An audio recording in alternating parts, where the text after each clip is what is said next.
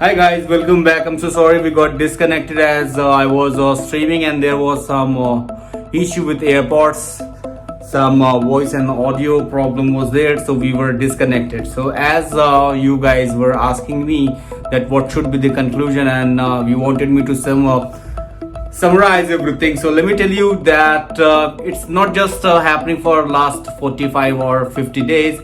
This is a long story. If we look at back in year 1917 or 1920, so it's like it was part of Ukraine. I'm talking about Ukraine was part of Russian Empire, and it got free in year 1917, and that was only for 3 years. And in 1920, it became part of USSR again, and got freedom and enjoyed the freedom in 1991 when this USSR was demolished and it became Russia, and other countries were separated from USSR. So now if we talk about the issue, is it's just the security concern and all about enmity which Russia and US has, and it's all about if they go closer to the allies like NATO, so obviously Russia will not be happy. And it's not just Russia is manhandling. It's been happening for a longer period, because if we talk about Moscow or if we talk about Russia, so all the countries near to Russia like Finland is also going, getting attracted towards NATO, and they are offering all these countries who are actually part of USSR. So NATO is trying to interact them and trying to get them involved in NATO. So by hook or crook they are trying to make it, and that is the only one concern, because if Ukraine goes in the same party, if enjoys the party with NATO, it means they will have the hold of Russia. And Moscow is not that far. It's like 1600 kilometers away from the reach of NATO. And if we talk about Ukraine, if they give all their facilities, it means that they are sharing the border, and they will have the direct hold on Russian border, and they can reach up to Moscow. So you can understand how critical this situation is. That is the only one concern.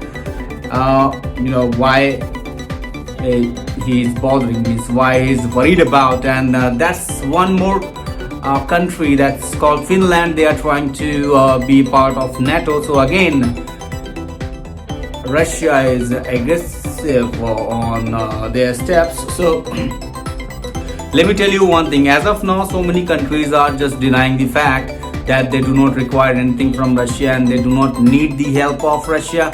However, let me tell you, like 15 to 20% energy, if we talk about, that comes from Russia.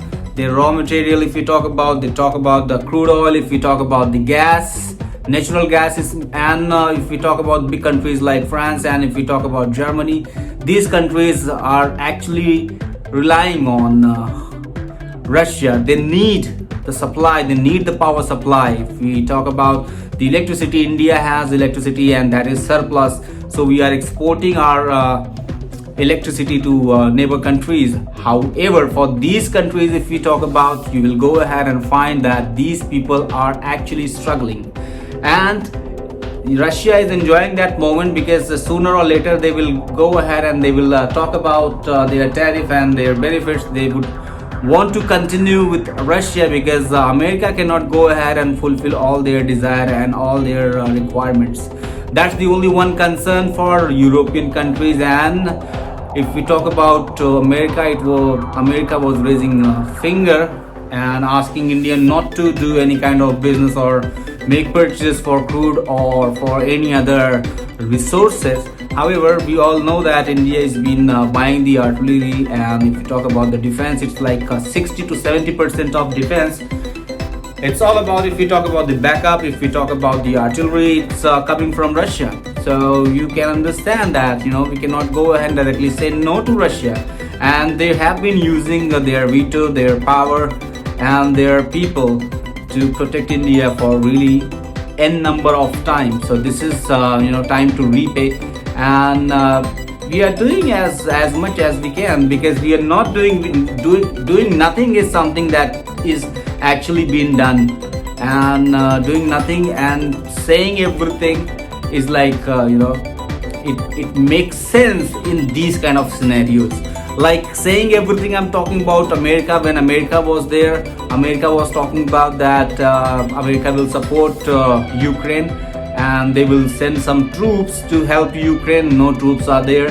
They have been sending just artillery. And if we talk about their companies like Boeing, who manufacturing the defense or artillery, they are booming. And if we talk about their hike, they are getting like 18 to 20% hike in their shares. So they are making money out of everything. And if we talk about one more thing, that when they were going out from Afghanistan, then people were raising finger against them, that these people are this leader, the newly elected, if we talk about Joe Biden. So Biden is not that kind of a strong leader for US, and he's quite old as well. But now he's changing all his things. Like people are making a perception that Biden is not that good. So he's just trying to change the perception. And if we talk about his leadership quality, he's trying to show that he's something, and he is somebody who can make changes across the world or across the globe. So let me tell you one thing, that it's not making any sense, because they are not going to help Ukraine at all. Instead of helping them, they are just giving them artillery, and their troops are dying. It's like, and their if we talk about defense companies, it's like defense industry is booming, and across the globe they are making money. So it's a win-win situation for US. And if we talk about the party who's losing everything, so it's Ukraine who's using. And somewhere Zelensky is saying that Ukraine will become another Israel. Maybe sooner or later they will decide to do that. However, if we talk about that, his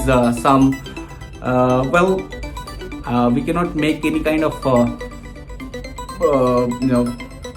mindset. However, if we talk about, yes, if he did not have that much capability, he should have talked over, he should have discussed, he should have been talking to these leaders. So they got stuck. If we talk about the people who lost, war is something wherein the people lost everything. It's not about the government, it's not about the leaders. Leaders may be going out, or they may be making some shelters, or they may move out somewhere, but the people, the countrymen, they cannot go, they cannot leave the place where they have been living since their childhood or since birth. So this is something try and understand. And here I would talk about, if we talk about the conclusion, so I would say that United Nations should do something. At least there should be some sort of commitment, because for past 15 to 20 years, if we talk about, there is no drastic change, and there is no specific decision being taken, or any harsh decision is being taken against anybody. If we talk about the last time when South China Sea issue was there, then China did not response properly, did not respond, and if they did not give respect of that resolution. So what we should think, and whatever you have in your mind, then you guys can go ahead and put your points there. And how did you like this video, or if you want us to make any changes, or if you want me to go ahead and elaborate something else, or we'll keep discussing about it, because this war is taking almost 48 days. It's more than 48 days, and there is no outcome. Because if we talk about Russia, they were expecting that it would be a piece of cake and they can go ahead and crack it very easily, but it is not at all easy target. It's not that easy target to hit. It's not a piece of cake. It cannot be eaten just like that.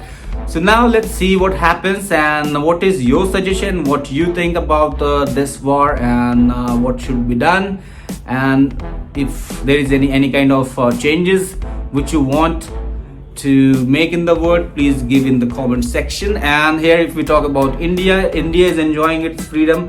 Why? Because they were freedom fighters who did everything. So if we talk about Ukraine, so Ukraine can also go ahead and enjoy the freedom. However, if we talk about the country which was supporting Ukraine earlier, if we talk about the tariff, whether we talk about the security, and earlier they committed that they would go ahead and be a part of UN, but they would not be a part of NATO. However, they are now trying to be. And if we talk about the Finland is another neighboring country with Russia now.